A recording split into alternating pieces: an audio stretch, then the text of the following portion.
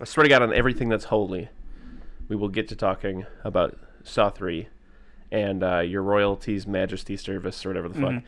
But I did just come home from a flight. I don't want to talk about the flight home because nothing happened. It was boring. I mean, I sat next to a woman who said she does a lot of charity, and she kept saying it. But on the flight there, I sat between a woman who was moving to Japan. She was Vietnamese, and she was moving to Japan because her husband's been like a cop here for like 20 years or something. So she's heading the wrong direction? And he's like happier there. She's like, yeah, he comes back from Japan, and he's just... So we're going to try Japan for a while. So she was learning Japanese by hand. Okay. And then on the other side of me was just a dude in like a gray V-neck and blue jeans, no AirPods, you know, practical sneakers, maybe 20s, doing math.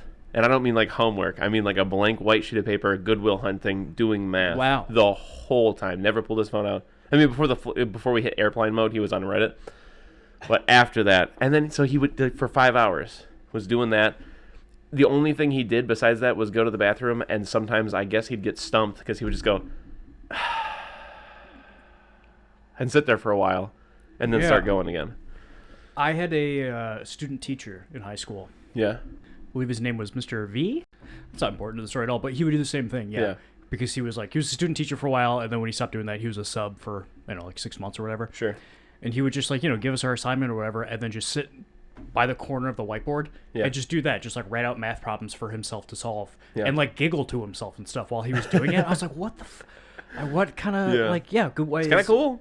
It is like it's just like so strange, but also at the same time, it's just like I kind of wish I could do that. I kind of wish I could entertain myself with math and a blank piece of paper. Yeah, I agree. One of my biggest regrets is not majoring in math. And I will say there was a moment where I tried to use my water bottle with a straw, and it took me a while to like put two and two together that at that like altitude, the pressure difference was just going to push all the water out of the straw. So when I opened it, it spilled on me, but I thought like, oh, there's just a little bit in the... But then it just kept happening. I kept pouring it all over myself, and I looked at math kind of. I was like, whoa, that's it, you know. He wasn't having any of it, and I just sat there cold and drenched for about an hour of the flight, too. Like, if only you were a science guy, you could have warned me. Yeah, exactly. That's good. I'm going to try 2 Saw jokes. First is to say that I have another anecdote, but I'm going to put it in a Saw trap for now. We'll check on it later. Okay. The other is, man, if I can't figure out a water bottle on an airplane, I wonder how I'd fare in a Saw trap. Play the music. Play the music.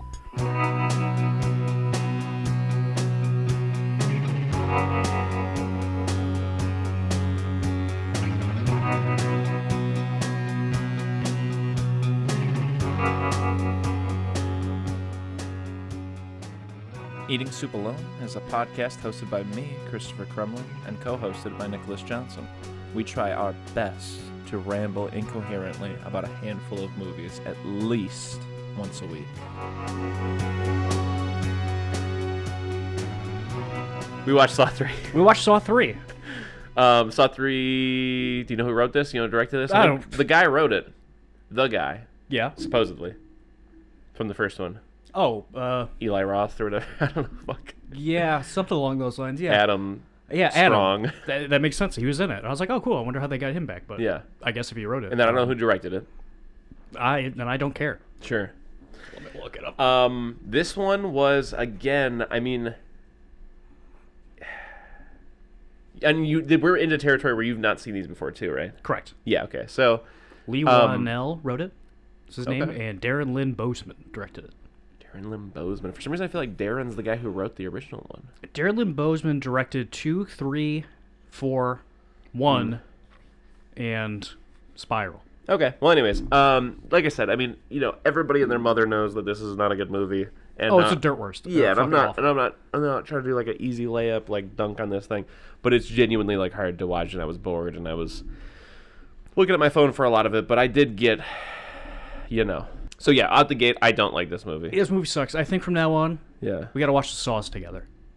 Because I think that's the only fun thing about it. Because I was watching it by myself, and I was like, like you said, I was like, this is kind of just boring and hard to look at. Yeah. And I'm not really having a good time, but I feel like if I was watching it in a room with other people, I'm like, I'm sure I'd have some fun with this. For sure. I hear you.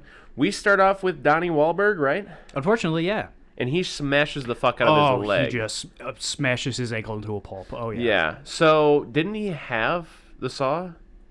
Yeah. And he just thought that would be harder to do? Well, if you smash your foot up, your foot can be unbroken. You can't. I think he might have gone a little too far. He might have, but that's probably his thinking. Okay. I'm glad I've got someone here who can get into the mind of a Wahlberg. You can't bleed out if you break your ankle instead of cutting it off, Yeah. Breaks his foot with the toilet lid to escape. And I was upset because I was like, oh man, is fucking Donnie Wahlberg going to be the main protagonist of this movie? Because if so, I'm going to be upset. And I wish he was, if I'm being perfectly honest, because this movie could have used a Wahlberg. Then I think, according to Wikipedia's synopsis, we jump forward 6 months. A SWAT team comes across another jigsaw trap. Guy in the classroom? Whichever, the one that had all the chains on him. Yeah. Yeah. And my question to you is, would he be able to get the one on his jaw off? No, I don't think so. Yes, that was like a flawed trap to begin with, in my opinion. I think Jigsaw says it at the end to Amanda, because that was her. She made that trap. Oh, she fucked it up. He was like, none of your traps have ways to get out of them. You don't get the sauce. You don't get the sauce. Oh, is that really? Yeah, he hits her with that? He was like, yeah, you're not good at this, so that's why I don't love you anymore, or whatever. Damn, okay. I don't give a fuck also. Yeah. Weird. Just weird. Whatever, though. We'll get there when we get there. So he does that. There's a bomb in the room. Yeah, Detective Carey also points out that the room's exit was welded shut, breaking Jigsaw's modus operandi. Carey is abducted and awakens in a harness hooked to her ribs. That was pretty gross when that explodes. Yeah. Oh, yeah. Because that was another one that didn't have any way out, because she got the key and she unlocked it, but it didn't actually detach from her. And I was like, oh, okay, cool. I guess they're bringing back everybody from the second movie to be back in this. But then I think they all immediately die, right? Yeah. Or no, the SWAT guy lives, doesn't he? I don't know. Okay, sorry. Sorry. I don't know. Then it says Dr. Lynn Denlon is abducted from the hospital she works at and brought to the now bedridden John Kramer. Amanda locks a collar armed with 5 shotgun shells around Lynn's neck that is connected to his heart rate monitor, and it'll detonate if he dies, right? So she does that brain surgery at one point. Yes. That was pretty gross. And did you know that when your brain hits air, you nut? She cuts his skull off, and he goes, oh. Yeah, what's worse, honestly, than the brain surgery footage is his facial experiencing it. And how fucking long it just happens in real time. I was like, okay, I get it, this is gross, but also this is the biggest indication of these movies just being like, hey, this is gross for gross sake, not a bad thing's happening and it's gross, so it's effective. It's just gross because it's gross. Mm-hmm. Real quick, sure, yeah, doctor, before she gets abducted, she's at home talking to a guy, and she won't look at him in the eyes, and she's like, what do you want from me? And he's like, a divorce? That really, really confused me, especially because at the end you find out that the bathrobe guy is her husband. Yeah. And that's the guy she was cheating on him with. And I was like, well, that doesn't track. And then I was like, oh, okay, I guess that guy was asking her to divorce her husband. Yeah. But that's just the most complicated way to say that to somebody. Yeah. And you would only say that if you're trying to trick an audience that's going to learn later. Yeah. That's fair. And the subject of this game, that he must be kept alive long enough for it to be completed, is a guy whose son died in a drunk driving accident. I don't think that guy was even drunk. Just accident. No, it says drunk driving accident. Oh. The guy, when they show the guy getting out of the car, he had glasses and a sweater vest. So I was like, oh, this guy's on the up and up. There's no way he can be drunk. This man doesn't drink. But yeah, he must go through a series of in an abandoned meatpacking plant. His first test leads him to that meat freezer. I couldn't find anything overly disrespectful in the James Bond movie this week, so I found them in Saw instead. Wonderful. So disrespectful to put a man in a box like that. Also so disrespectful to leave him in the bathroom. I don't know why that just really fucked with me the entire time. Yeah. Why are you still wearing a robe, man? It's the least active. Yeah, he looks like the drunk driver. Yeah, he looks like the drunk driver. Absolutely. Yeah. But there's this woman. Who's the woman? She's in the meat. She's in the storage. She saw it happen and then didn't testify in court for some reason. So the guy went free because she was like, I won't testify that I saw anything. Yeah. And And I feel that's a stretch.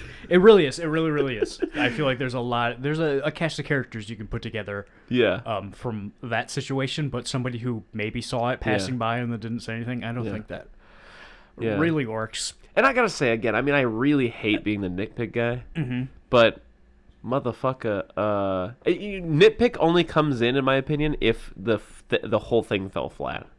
You know what I'm saying? Like, we've talked about this a million times. If this pulled it off, like, I'm fine with Jigsaw. But so often Jigsaw disappoints me. Yeah. So I'm left again with, like, just this. It's like a, what do you call it? A Ruth Bader Ginsburg machine. Yeah. Yeah, Rube Goldberg, whatever. But they of just like getting to, like you said, the cast and the location, like from a Jigsaw perspective, like you have this whole like pre-production that you have to run, right? You have to like organize like these people getting kidnapped pretty much simultaneously or within a couple of days of each other, whatever, and drugged and then put into the thing. But even before you get there, then you have to like workshop and test, do some R&D on like all this bullshit you're putting together. Yeah. And he's just doing a bunch of these at the same time. And, like I said, if the story was better, wonderful. It's not better. But it's not, yeah. It just stands out to me as like, what the? And like the timing of everything is so fucked because like it all of its starting hinges on him getting out of that box. Yeah. And because it's also one of those things where like, again, like I'm only nitpicking because it's a bad movie. Yeah. It's just one of those things where it's like, I feel like these people would like be reported missing, but that never ends up being an element of the story.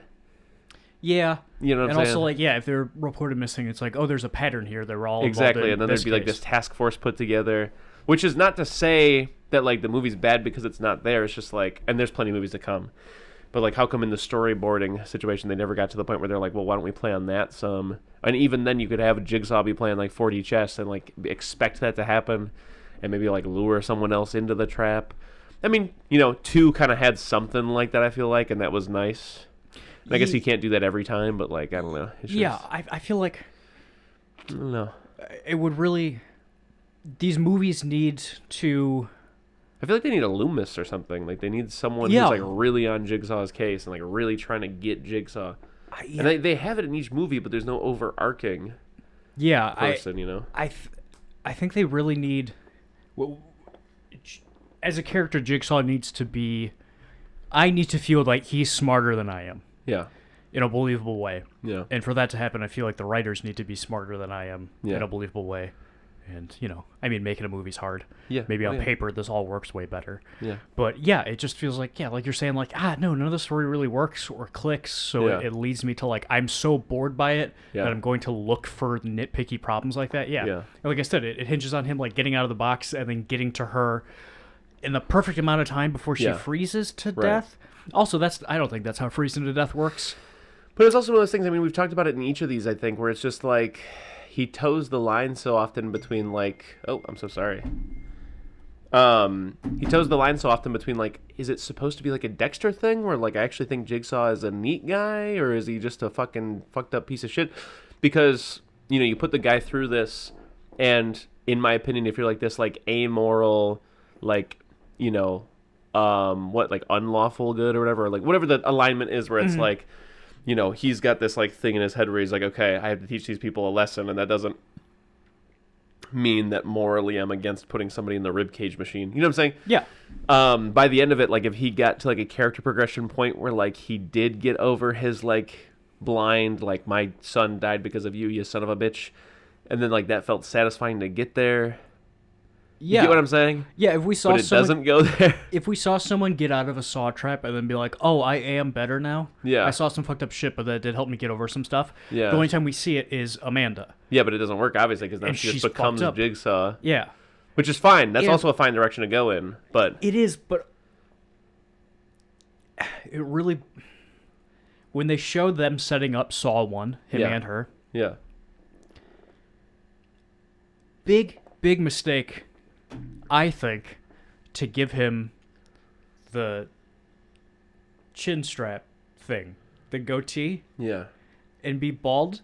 Because when he's talking to her, he's like, "You will serve me," and yada yada. I'm like, this just looks like any guy you'd see in a trailer park who is really, really mentally abusive to this girl. Yeah. Instead of it being like obviously it's going to be he's being abusive to this person. Yeah. It's Stockholm Syndrome or whatever. But like, if he was more of like a Hannibal Lecter type, where it's just like, yeah, I could kind of see that this guy's smooth. Yeah. But when he looks like that and he's bald and he's got the chin strap, I'm like, this guy is at a Offspring concert. I know, that's the thing is we talked about this in other episodes too, where it's like you kind of want him to be like you said, like a Hannibal Lecter. Yeah. But so often in the series, I'm surprised by how they make him into like the collar bomb, pizza delivery, fucking hobo trailer trash, like just weird schizophrenic guy who puts like like I'm thinking of a Scanner Darkly character who's just like tinkering on shit, being like I'm trying to get the photons out of this fucking G5 Ethernet cable. And I think Tobin Bell, the guy who plays Jigsaw, is a great actor. Oh yeah, I like him a lot. I just feel like these movies are not building the Jigsaw that I feel like they should have. Like what I should say is that like I have an idea of what Saw is, and I have had for a long time. And so I guess this is a long series of shattering expectations. And one of the expectations I had was, that like what you're saying, where like that Jigsaw was like this Hannibal Lecter type character. And sometimes he's almost there, but it's just, I don't know. Yeah, like I think that actor absolutely has it in him to do that, but they just never really give him the chance. Yeah. And like, I just think he's just like you're right, he's just trashy, this just skeezy, like trashiest version. So when he says things like, I wrote it down, at the end when he's talking to the doctor, and he says, "Don't you think it would be wise to engage me in conversation?" It's like, fuck off. Don't talk like that, Don't talk like Nobody talks like that. If you were Hannibal Lecter, maybe I'd be like, ooh, spooky. But I'm like, no, you're trailer trash. Don't talk like that. Yeah. Ugh. Well. Yeah, the meat freezer. He meets a woman named Danica, the only witness to the crash, who refused to testify in court. She's completely naked. She's chained to a metal frame. Nozzle sprayer with the whatever. He retrieves the key after Danica persuades him to help her. How does he persuade her? She persuade him, I mean? She's like, hey, don't kill me. That's fucked up. I know I didn't do good, but also, don't kill me. Yeah. And he's like, I shouldn't kill her. Yeah. Next up is some first episode of Black Mirror shit. Pretty gross. Yeah. One's pretty gross. Really gross. I don't know why, but I got to the pig slop part. Yeah. I was like, all right, we got to be like wrapping up here. Yeah. No, that's like 14 minutes. It's like the halfway point of the movie. It's like, oh fuck, all right, Jesus Christ. So yeah, the judge who was lenient on him is at the bottom of this thing, and then just these decaying pig carcasses just keep getting dropped into a meat grinder, and he's slowly drowning and just like liquefied. A lawyer, make it the woman, make her the guy's lawyer instead of just a woman who might have saw it. Yeah, I don't know why I just thought of that, but that would work. Yeah. Great suggestion, Nick. I'll get Mr. Saw on the phone. Well, anywho, Jeff saves him by burning his son's belongings in an incinerator to retrieve a key. Yeah. So, but he's down there, and it's nasty, and it's stinky. Oh, right, he yells at his daughter earlier because she takes a stuffed animal from his son's room. Maybe, sure. And why isn't she living with Mom? I don't know. But the judge is also like, we can do things, we can put him back, or whatever. He's like, too late, he's been released. It's like, we can unrelease him. Yeah, we can put him back. Strapped to the machine, blah, blah, blah, blah. Oh, yeah, so then his third test, Timothy the driver, who killed Dylan, is in that machine that slowly twists and snaps his limbs and then his head. He is tied to the trigger of an enclosed shotgun that goes off after it kills the judge. But he also fails to save the drunk driving guy. I also wrote this down, just another bad Jigsaw quote. Explaining the machine, he says, "This machine is going to twist." Yeah. Like again, maybe write him.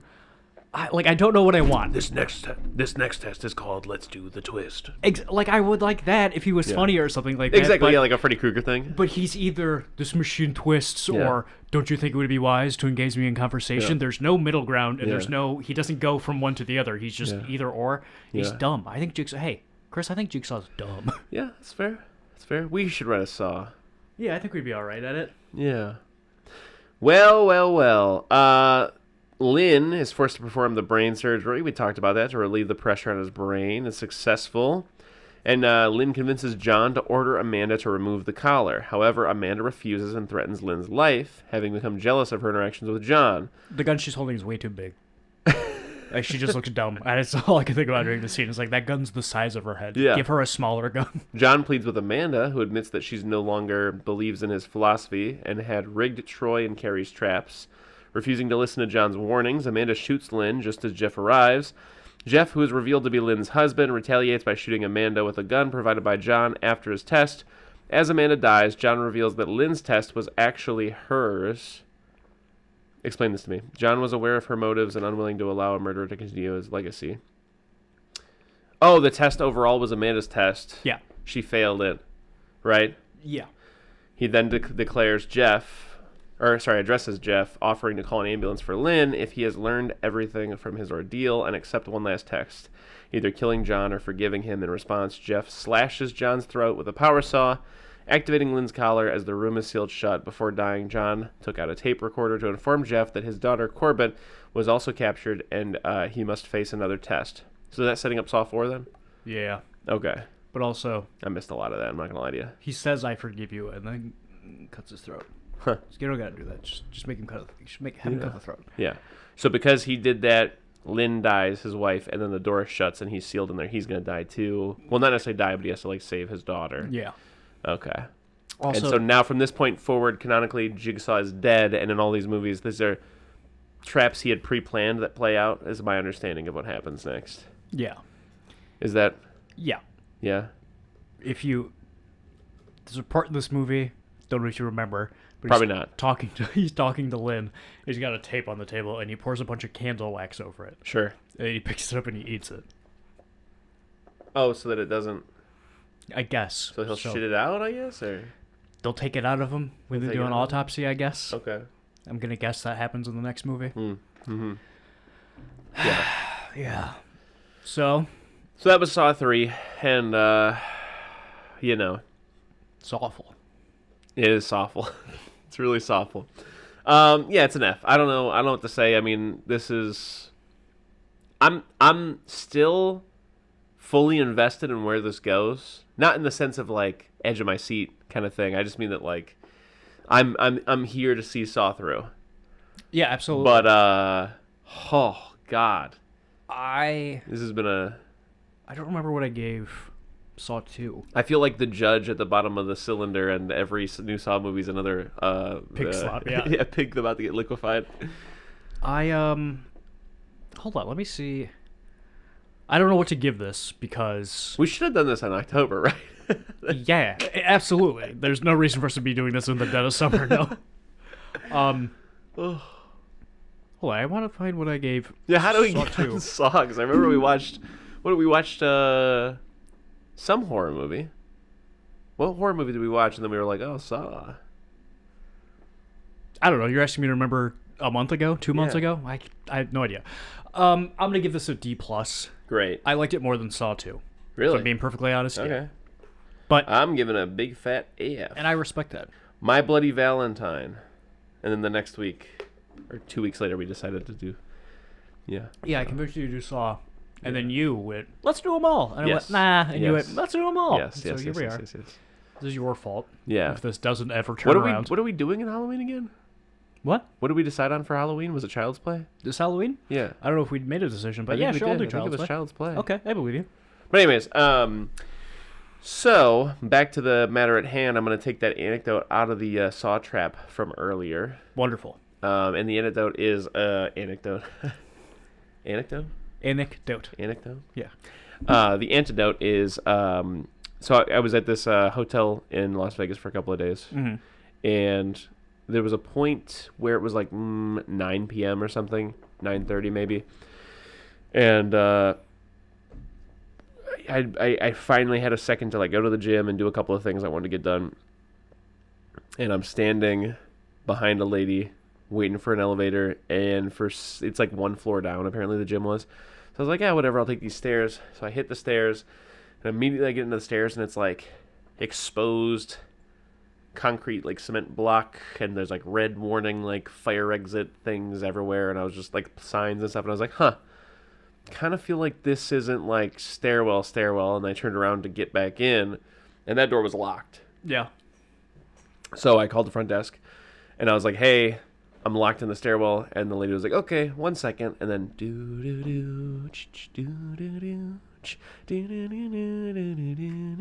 I'm waiting on hold for a couple minutes, and then she comes back and she's like, all right, you're gonna have to come down to front desk to get a new key for your door if you're locked out. Whatever. I was like, no, locked in the stairwell, and she was like, oh, 1 sec, I'm waiting for a couple minutes or whatever. She was like, all right, security's on the way. So then I'm waiting. How would they lock you into the stairwell instead of out of the stairwell?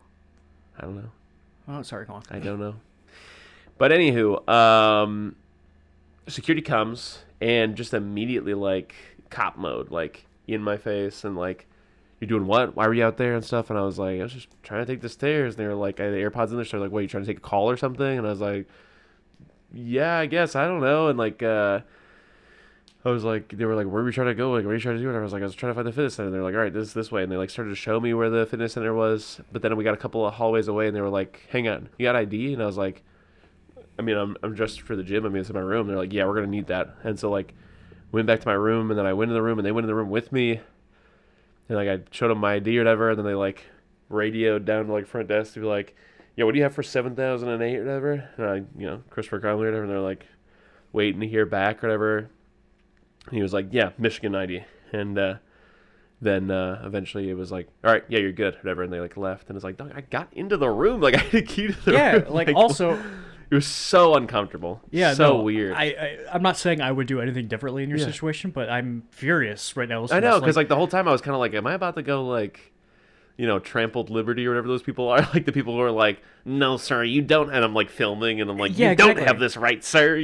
Because like I was like, this feels like fucked. Like it's like I'm dressed for the fucking gym. Exactly. I'm wearing like Cloud Nimbus 25s or whatever the fuck, and I've got like little gym shorts on, and I'm wearing a fanny pack. Like it's like you repelled in through the stairwell in workout like how would I gear. have gotten into the exactly. stairwell? Like, and it's like also at the same time, hey, hotel security guard. Yeah. Call a cop, and then I'll show you my ID and get you in my room. Fuck off. Like, that's fucking crazy. It was so weird. Yeah. So strange. Gross. Very gross. And there was a little part of me that was like not only angry, but I was also scared. I was like, dude, what is going on? Yeah, like, that's... So anyways, that happened. And then... I was in a hotel once, and there was a wedding there. Yeah. And then I went out drinking with a friend of mine, and then we came back to the hotel, and the wedding party was gone. And we went into the big ballroom, and we had gotten back from Dave & Buster's, where we got a bunch of whoopee cushions with all our tickets that we won. Nice. And we just put a bunch of whoopee cushions under a bunch of like furniture and stuff under there. Nice. So next time there's a fancy button, it's gonna be farts left and right, and I'll never know. I'll never see the payoff to the joke. Yeah. That's good. I guess. Oh, but a bartender kicking us out. That's how mine went. Anyway. Well, almost as good as that story. Sorry, that was me doing the Conan "Don't tell everyone it's going bad" thing. Almost as good as that story is the next James Bond. Are you sure you want to get right into it? Or is there something you need to do? Well, Chris, we got all the time in the world. For? He says that. That's what he says in the movie. I was just trying to be cheeky. My bad. No, but yeah, so it starts out, you've never seen this? Never seen it. I've never seen this. George Lazenby, no longer Sean Connery. Yeah. Who was just a model who apparently was never really anything beforehand. Yeah. I mean, my grandpa said he was Hercules at some point. Okay, I believe that. So that's cool, or something. But, there's a documentary about him called, like, Becoming Bond, I think. And he's the fuck guy who's just like, oh, I got to fuck so much, right? Oh, dude, yeah, he's like, I fucked so fucking hard all the fucking time when I was James Bond.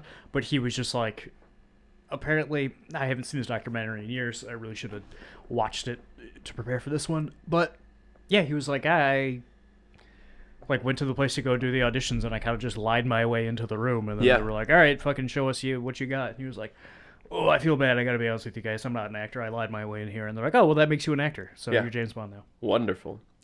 Apparently, this had adapted dialogue by Simon Raven, a screenplay by Richard Maybaum, and it was directed by Peter R. Hunt. Fun fact.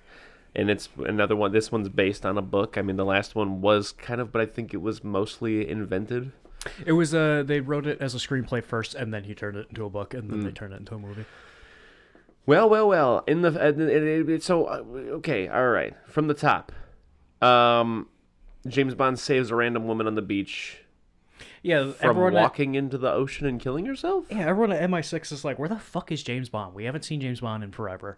And then it cuts to him, and he's just like following someone at the beach, and the woman goes, well, I just walk into the water, I guess, because I'm gonna die. I don't even remember them explaining why she was doing that. There's nothing. There's no dialogue or anything like that. And then men with guns show up. Yeah, which I guess worked for her father. And try to kill James Bond.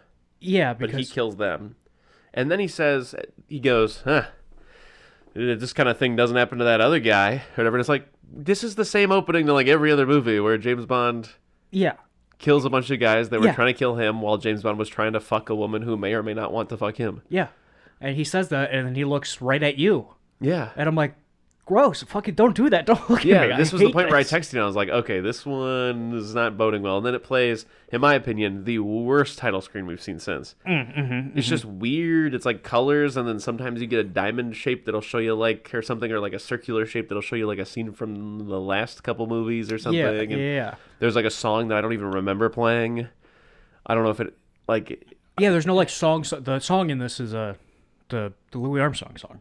Oh, yeah, isn't it like, Green World, it's the there's a red in the sky. We've got all the time in the world song, yeah. You've got all the and time. It's great. That should have been the opening title song, but it wasn't. Nothing wrong with it. Nothing wrong with it. And then... At this point, like I said, I was 1 foot out. I was like, I don't know about this. Yeah. But in full transparency, did like this Bond a lot. Well, me too. I think that this one was the one that commanded my attention the most. Absolutely. And I think that this is, so far, the one where I'm like, yep, this is how you, like, pace out an action movie. Absolutely, yeah. Like, there were sequences where I was genuinely, like, tense and, like, and it was, like, back to back. Like, James Bond would be doing, like, a little bit of, like, sneaking around, and then he'd be, like, running away or whatever. And it's just, like, you stop for a second, and you're like, wow, for, like, the last 15 minutes, I've been, like, not the edge, but maybe the middle of my seat. I'm watching. Yeah, absolutely. I think this movie, like... I'm on the fence on this statement, but I'm going to say it anyway. Sure. This movie respects my time way more than the other ones do. Mm-hmm. Like, still, a lot of fucking nothing happens in this movie. Yeah. But there are moments where... But it doesn't feel like as much of a nothing. Exactly. I feel like James Bond's actively doing something every minute of this movie. Yeah, like when I think of, like, Goldfinger, I think of, like, getting the assignment, nothing, getting captured... Nothing. And then the end, kind of, that I didn't probably pay attention to. Right? You know what I'm saying? And in this one, there's never a scene in this where James Bond walks across a lobby for 2 minutes. Smoking a cigarette and, like, looking at a girl's ass. Exactly. Like, the editing in this also is so strange. Yeah. But it very much so feels like someone going, I'm just going to try some shit. Like, there's a bunch of obvious shit, like they break the 180-degree rule like crazy in this. Especially when he's skiing, it flops from both sides of him, and it's a little jarring. But in a lot of the fights or like action scenes and stuff like that, they'll just cut out a few frames. Yeah, like the one on the beach. Immediately, I was like, man, this is obvious. Like this is like the first one where I can like see a direct DNA connection to like modern absolutely fight editing. And like, there's a thing that is more of a modern technique, I think, where like a fight will happen, like somebody throws a punch at somebody and they'll take out like 2 or 3 frames. Yeah. So the punch just feels faster and feels like it connects harder, and you go, oh, whoa. This will do that with somebody just standing up. They'll just cut out a couple frames. Yeah. Or like there's a scene where he's putting on his goggles and getting ready to go down, and it's very clearly sped up. Yeah. Because it's like, we don't have time to watch him put his goggles on all the way, just speed it up. And for that, I really respected it. So the next thing that happens, I don't fully remember, but apparently Bond gets invited back to her hotel room or something. Yes. And then a man attacks her. Him. Playing, what's the card game? Baccarat, I believe. Sure. They go bung. That's all I remember about it. Yeah. And they got the big paddles and they flip over cards. Sure. And she comes and she goes, blah, blah, blah, and puts a card down, and they go, you lost. And she went, oh, I don't have any money, actually. And he went, oh, I forgot that her and I are playing together, and everyone's just like, all right, dude, whatever. You can just say I'll pay her debt.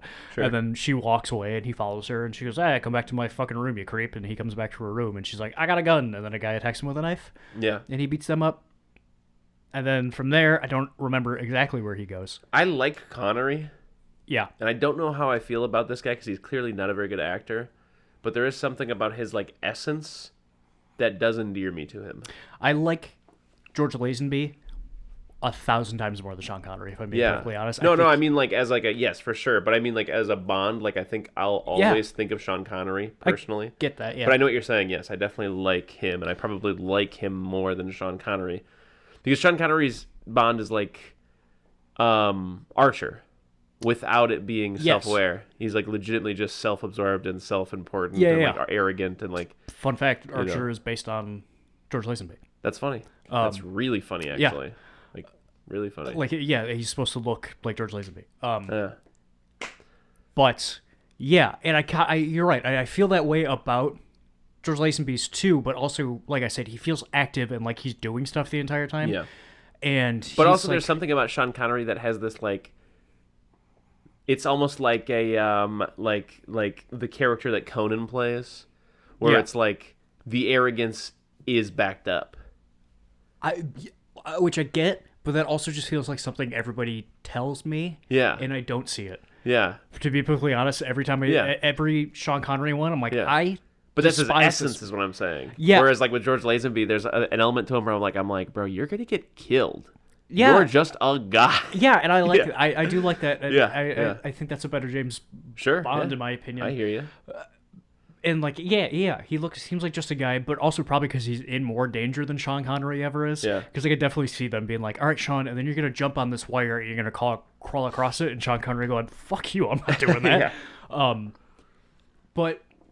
And also, like, he's just like George Lazenby's like dashing and he's handsome and he dresses up in the suit. And you're like, this is a good looking guy. But when he goes undercover as that. And I also feel like he doesn't go around going, yes, Bond, James Bond, Bond, yes, Bond, James Bond, exactly. James Bond, yes, it is I, James Bond. Exactly. So that's a better spy technique to maybe not say your name all the time. But I think he's got a good face for being a spy too, because when he goes undercover as that other guy, I'm like, this guy's a dweeb. Put glasses on George Lazenby, boom, I will instantly say, a dweeb. Yeah, I do. That's something I really appreciate about this film is that he does actually genuinely go undercover. Like maybe I missed it, and I probably did. And there's probably plenty of times where Sean Connery's did, but I feel like he's always just going around and be like, "Yeah, Bond. My name's Bond. I'm James Bond." Well, he does. They do make him Japanese. I want to be ninja, or whatever that song is. And then he immediately goes, "I'm James Bond." But.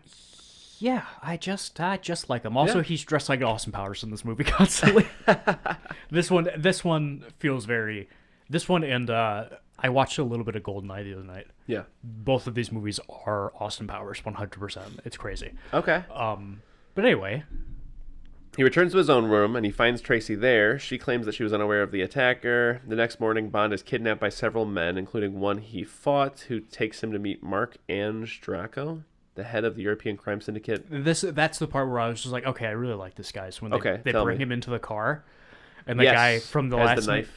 And he goes, "Oh, hey, it's so good to see you again." Just like shit like that, where he's just like, he's like obviously scared because he's being kidnapped, but he's just like still charming the entire time. Like, I like this guy. I like him. He goes there, and then he basically is talking to that guy, and the guy's like, marry my daughter. I'll give you $1 million. Dude, you look like you fuck so good. Please, I'll give you $1 million to marry my daughter. And Bond's like, you know what? I will marry your daughter, isn't he? Just fuck some sense into my daughter. And James Bond goes, I'll fuck her, but I'm not going to marry her. And I'll only do it if you tell me where Blofeld is. Yeah. Yeah, so he goes back to London, and M is just like, hey, you're off the case. And he's like, but. He's like, oh, wait here. Yeah. And then Moneypenny, draft up a letter of resignation for me, and he starts packing up his shit. But then he gets 2 weeks leave, and he uses the 2 weeks leave to... And he goes in there, he gives him the thing, and he goes, comes back to Moneypenny, he goes, he didn't even care. Yeah. And she goes, yeah, read it. And he goes, oh, you changed it to 2 weeks leave? And she goes, yeah, get the fuck out of here. Yeah. And he's like, oh, what would I do without you? And then he leaves, and I like that end rings a buzzer. And goes, Moneypenny, what would I do without you? I'm like, oh, that's so good. I love all of that. Yeah, good so far. Also, he comes and he throws the hat on the hat rack like the other guy. Love it. Draco directs Bond to a law firm in Bern, Switzerland. Bond breaks into the office of the Swiss lawyer and learns that Blofeld is corresponding with London College of Arms genealogist Sir Hilary Bray, attempting to claim the title of Count Balthazar de Beauchamp. Posing as Bray, Bond goes to meet Blofeld, who has established a clinical allergy research institute atop Piz Gloria in the Swiss Alps. Yeah, he has that blonde, curly-haired guy that's like shadowing him, keeping an eye on him. Yeah, I didn't know that guy's name. I was like, is this supposed to be Felix Leiter? Because I really hope not. But he's not. He's just... He gets murdered a little bit later. That's a fun little thing. I feel like he spends this whole movie, he swings him a briefcase and that big machinery equipment. I remember that. Yeah. And then for the rest of the movie, he's like, I want to go up there. And they're like, no. He's like, but I want to. Yeah. And they're like, get the fuck out of here. And they're like, get out of her story. He's like, but my things. That's all he does in this movie. Yes, this is true. He gets up there and there's just 12 horny women that want to jump his bones. Oh, this clinic is just for groovy babes alone. That's it. It's and all of them immediately, for some reason, are like, this guy's gay. And I don't know where that comes from, but all the women are like, yeah, but you're... I think that's like that gay, old right? school thing where like, you remember middle school and you used to get called gay. Yeah. Yeah, because he probably, again, like, I think because he's got 20 glasses? years ago, if you wear glasses and are a nerd, then yeah, you're gay. Okay. You know what I'm saying? Like, I feel like that's how it used to be. Like, if you weren't eating red meat and watching basketball, then you must be gay. Yeah. You get what I'm saying? I guess, yeah. But anyways, he fucks like 2 or 3 of them in one night, using the same exact lines. I love that. The Rizzler. He's like himself. They all want to see his cool book that he has. Yeah, they really do want the book about genealogy. Yeah, and then he comes on to him, and they're like, "Wow, really thought you were gay, but let's do it. Let's boogie." And they're like, "I want to see the picture." He goes, "No, leave the light off. You're such a picture of yourself, especially by the fireside." Yeah. And they go, "Oh, James," and I thought you were gay, and he goes, "I am, but you're different." And he says it to both of them. And I gotta say, a return of OG Bond. I love the hair on the whatever. He's like, I'll break this ruler in half and I'll wrap it in a sponge and I'll be able to open this door. Yeah, like it. He's good. He's resourceful. He reminded me of Jack Nicholson in Chinatown. Yeah, with that, and when he rips his pockets out. Yeah, that was good. Yeah, okay, cool. He's gonna tie them together. And I was like, oh no, little mittens. Your pockets are hand shaped. Yeah, that works. That's so sick. It's perfect. It's really good. So yeah, he meets the women. They're patients at the clinic. He's curing their allergies, but really that's just a front for him, like brainwashing them through like hypnosis. Like, yeah, it's the plot of Black Widow from 2020. Spoiler alert. I never saw Black Widow from 2020. There's a bunch of Black Widows, and they're all brainwashed. Okay. So after he does the fucking, and he realizes that they're brainwashed. To distribute bacteriological warfare throughout the world. Bond tries to trick Blofeld into leaving Switzerland so that MI6 can arrest him without violating Swiss sovereignty. I don't necessarily remember that explicitly, but I know that there. I will say this. Let me take this opportunity to say I actually genuinely, and I mean this, I love Donald Pleasance, but I think this guy's a better Blofeld. This guy's pretty sick. Yeah, I like him as Blofeld. This guy's great. Also, he. The genealogist that he's impersonating tells him, like, yeah, everyone from this family has, like, don't have earlobes. Right, so it might not actually be what happens, but, like, it's not, like, a certainty. But if they're really from this family, there's a good chance he won't have earlobes. And Blofeld cuts his own earlobes off. Mm-hmm. But also, that guy said, not always, but most of the time they don't have earlobes. It's like, you could have gotten away with it. But he's committed to the bit, and I appreciate it. He's a menace. Truly can't be stopped. Blofeld refuses, and Bond is eventually caught by the henchwoman, Irma Bunt. Perfect name for that woman. Yeah, it is. Also, we're meant to believe, James Bond, I mean, it's like Frankenstein and Frankenstein 2. You're not really supposed to, like, remember the last movie. Yeah. But also, bro, you were in a room with James Bond for, like, 12 hours 2 weeks ago? Yes. Just because he has glasses on, and, oh my god. How crazy is it that for a third of this movie, he has another man's voice? Yeah. As soon as he sat back and went, but I gotta pretend to be you. I was just like, I really hope they don't stick with that. And they do. The entire time he's in that resort, he's dubbed by another man. It's like, because they talk to you on the phone? Yeah. That's like... crazy. That's something people say is like, oh yeah, your voice sounds like this on the phone. Like, that is a very common thing where it's like, you sound different on the phone. It's like, because I was on the phone. You don't... Buck Wild. It's Buck Wild. But this tips Blofeld off is the thing where he tried to dupe him or whatever, and he's like, I've got you now, Mr. Bond. I like when he's curling with him and he falls over. Yeah. Yes, it's good. He gets kidnapped, and this is a classic James Bond staple, but again, unlike, in my opinion, most of what I've seen from Sean Connery is like, at that point, he's like, great, well, I'll just be kidnapped for about an hour, and I'll let all of my colleagues rescue me or something. So instead of there being like an hour-long part of the movie where he's just like in a room, he rips his pockets out, and he gets to work, and he fucking climbs on the ski lifts, cables. I love it. I love it so much. Gets on top of the ski lift, and then he gets into the room with the skis, and then he's skiing down. And puts out that saucy little blue number, and then he skis down the hill. Yeah, he's getting chased, and guns are shooting. Love James Bond in the snow. Yeah. And he just kind of hides behind a little, embankment for a second, goes down to the town. He bumps into Tracy. Oh, this is the disrespectful part. Yeah, he bumps into Tracy. But this is the most disrespectful part of this is when he's missing one ski and he goes down on one ski, which is pretty sick. I like that quite a bit. Yeah. But then he hides behind that rock, and when the guys come and they do the jump, he clotheslines their ankles. Oh yeah. That's the running theme in all these James Bond movies is taking somebody's ankles and pulling them out from under them. Yeah, he really fucks those guys up. Really ruins it for them. And I like right before he runs into Tracy, they're chasing him through that crowd. Yeah. And he looks legitimately scared while he's doing it. Like he runs into that polar bear with a camera and he is terrified. Yeah. This is good. It's a really good scene. Good. Yeah, like I said, I mean, I don't know if I mentioned it at the top, but I gotta say this is also just a beautiful looking movie. Oh yeah. I mean, this is one of those movies that, in my opinion, looks more like something shot by Werner Herzog than a Bond film, because Bond films to this point have been so bland, American, 1950s and 60s Hollywood, just wide shots of plain, flat, boring rooms. I think these are all British productions, right? Yes. But it had that look of just American Hollywood to me. This one looks like, a European film where it's meant to be this still life, but a moving life of life, just shit. There's so many shots of Switzerland where there's cars on this side, but there's just 1,000 skiing tourists just moving, and it's all blue and red and yellow and so bright and vibrant and stuff. Once we get to this, I'm trying to remember which movie was it where he was doing a similar thing. He was escaping during a parade that was happening. I don't remember. He's in the floats. Oh, with the marble and the Marlboro. Yeah, Marlboro. Yeah, where was that? Which Superman. one was that? I want to say it was Thunderball. Thunderball. Yeah. It reminded me of that. It's basically the same thing, which is fine because it's very effective. And this one is just as good, if not better. Him and Tracy escape by car. They go and hide in that barn overnight. I'm just gonna call them Spectre. Those men with guns show up Spectre. And they want to kill him, but they're already skiing away. He proposes to her. Does she accept? Or does she says, blow him off? Do you mean it? And he goes, I mean it. Yeah. And she goes, cool, let's fuck. And he's like, no, it's my New Year's resolution. We'll do it after we're married. And then he goes, she's like, it's not New Year's yet. And she's like, oh, James. Yeah.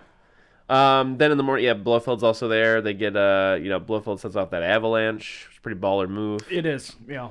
Tracy gets captured. Bond is buried but manages to escape. I love the next shot is him looking out that window. But the reflections in the window are her getting pulled out of the snow because he's just remembering it. That's a pretty sick shot in the middle of this James Bond movie. Yeah, he goes back to London.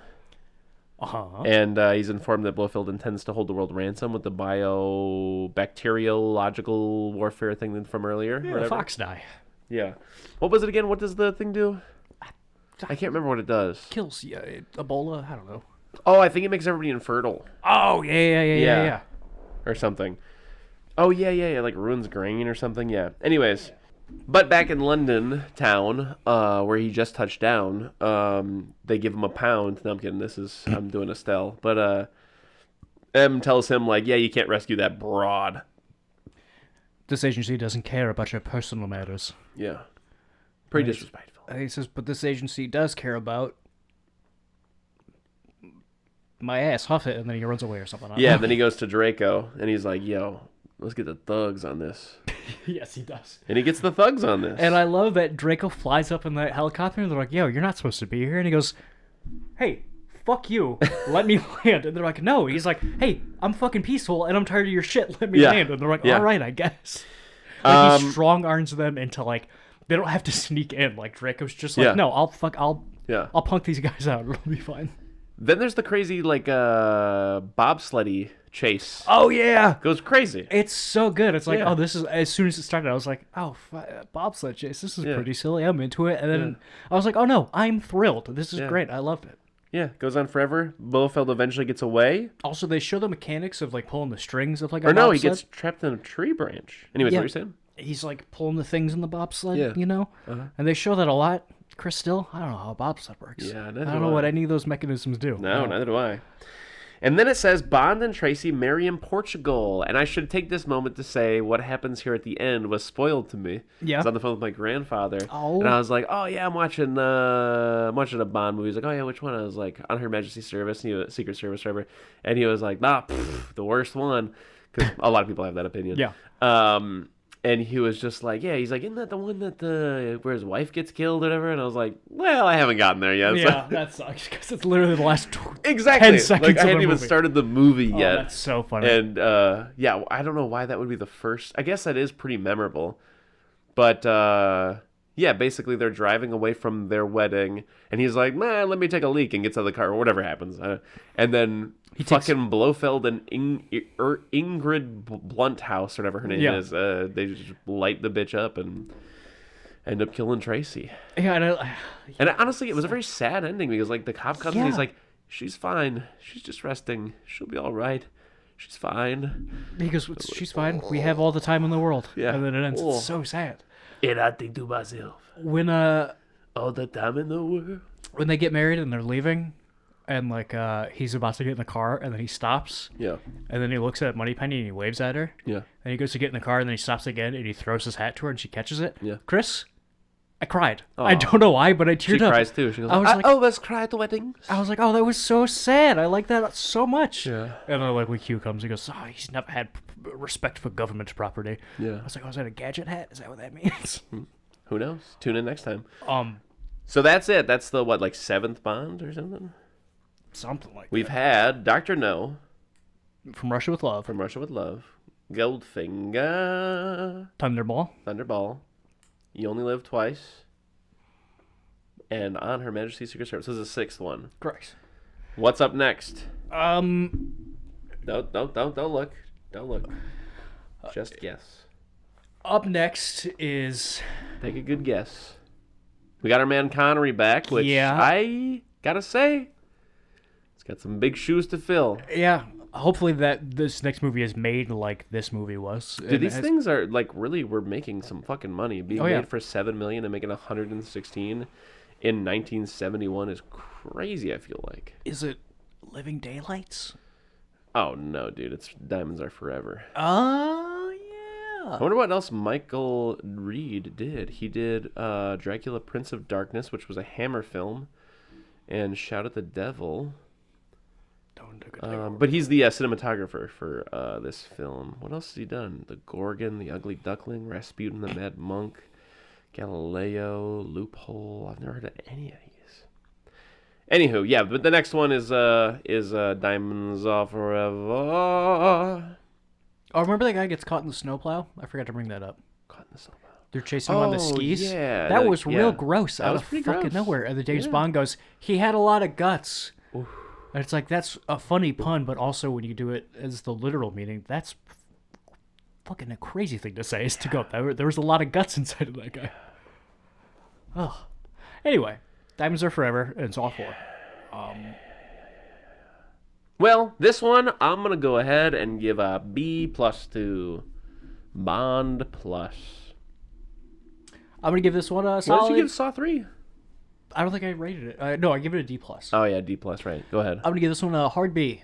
Hard B. Yeah, Nice. I liked it quite a bit. Nice. Actually, I'm going to give it a B+. I changed my mind.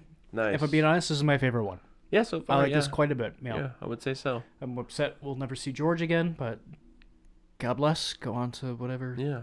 We got a lot of these to go, like something like 18 or 19 more, right? Yeah. But luckily we'll be out of the Saw trenches in like a couple months. Hopefully, fingers crossed. Because next week we will be doing Saw 4, and we will also be doing a Diamonds Are Forever. So, do you think if we skipped like 2 Saw movies, anyone would notice? No, but I'm committed. Okay. I'm in the driver's seat, and I've locked the doors. Fuck! I just said we should watch all the Saws together. I think it'd be a really good bit if I just didn't watch one of them, and you had to guess while we sat down and talked about them, which if I did see it or not. That'd be good. That'd be good. All right. I'm also fine with explaining a Saw to you. Okay. If you want to sit a Saw out. No, I want it to be a game. I want you to have to guess if I saw it or not. If I saw it or not. Exactly. It's called Have I Saw It or Not. Did I saw it? Yeah. All right. Well, that's about it, right? Isn't it? Yeah, I got nothing else. Yeah. Wonderful. Wonderful. Tune in next time for another installation of Bondathon and Saw. Another one of those motherfuckers. All right. That's that, Mattress Man.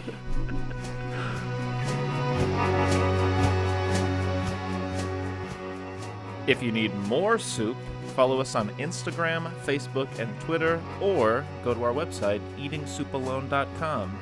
And until next time,